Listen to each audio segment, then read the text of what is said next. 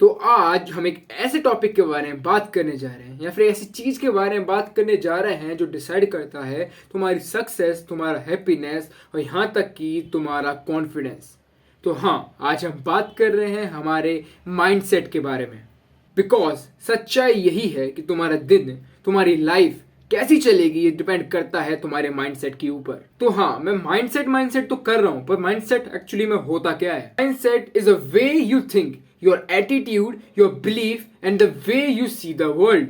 यानी कि सिंपल भाषा में तुम्हारे जो भी एटीट्यूड है, जिस तरीके तुम सोचते हो, जिस तरीके तुम्हारे विश्वास हैं, जिस तरीके तुम्हारे बिलीव्स हैं और जिस तरीके से तुम दुनिया को देखते हो, इसको हम माइंडसेट कहते हैं। तो मैंने अपनी लाइफ में लगभग 2 तरीके के माइंडसेट नोटिस करे हैं। पहला वीक और दूसरा स्ट्रॉन्ग।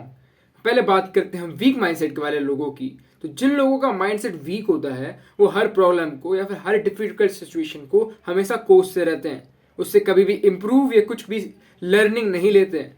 वहीं दूसरे माइंडसेट के लोग हर प्रॉब्लम को एक अपॉर्चुनिटी की तरह देखते हैं और उससे सीख के इम्प्रूव कर जाते हैं। जरा सोचो इस बारे में, कोई भी एथलीट या फिर कोई भी सक्सेसफुल इंसान, यहाँ तक कि तुम्हारे क्लास का टॉपर या फिर जो इतना ज़्यादा अच्छा पढ़ता है, उसको भी चैलेंजेस फेस करने पड़ते हैं।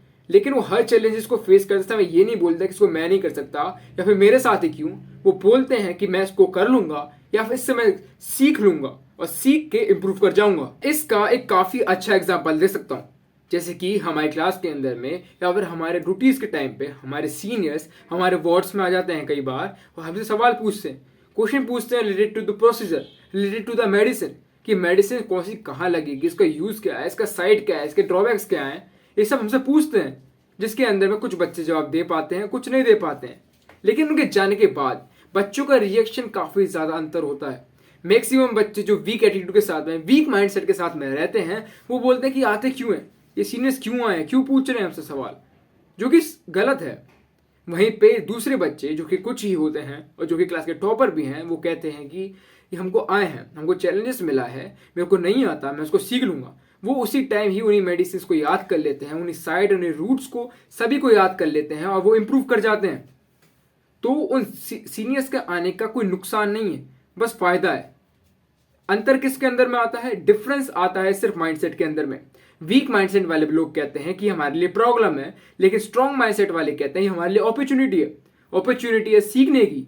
वीक वाले डरते रह जाते हैं, अवॉइड करते हैं सीनियर से इंटरेक्ट करना। वहीं पे स्ट्रॉन्ग पर्सनैलिटी और एटीट्यूड और माइंडसेट वाले लोग जो होते हैं वो सामने से इंटरेक्ट करते हैं, सामने से बात करते हैं। अगर कुछ पूछेंगे तो हमको कुछ नया पता चलेगा, नहीं पता चलेगा, नहीं आएगा तो सीख लेंगे।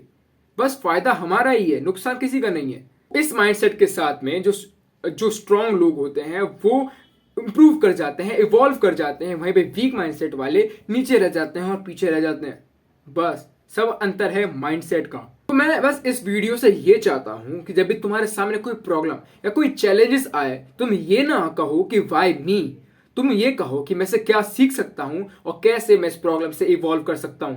और जिस मूवमेंट से तुम ये कहते हो कि मैं इस प्रॉब्लम को सीख लूंगा और इस प्रॉब्लम से इवॉल्व कर जाऊंगा, उसी टाइम पे तुम्हारी ग्रोथ और तुम्हारी लाइफ एक सक्सेस की तरफ बढ़ना शुरू हो जाती है। और हमेशा याद रखो कि तुम्हारे थॉट्स ही तुम्हारी रियलिटी हैं। जितने अच्छे तुम्हारे थॉट्स होंगे खुद के लिए और तुम्हारी दुनिया के लिए, उतने अच्छे तुम होगे और तुम्हारी दुनिया होगी। अगर तुम ग्रो करना चाहते हो तो सिर्फ अपने गोल्स पे काम मत करो, काम करो अपने माइंडसेट पे भी।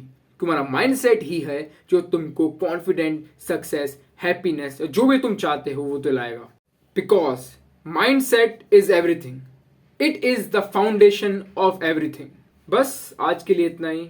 अगर तुम अपना एक स्ट्रॉन्ग माइंडसेट बनाना चाहते हो तो इसके बारे में मैं अलग से वीडियो बनाऊंगा बाद में, क्योंकि मेरे पास अभी इतने पॉइंट्स नहीं है और शायद इतना एक्सपीरियंस नहीं है कि मैं तुम्हें बता सकूं कि एक स्ट्रॉन्ग माइंडसेट हम कैसे बना सकते हैं। तो बाय।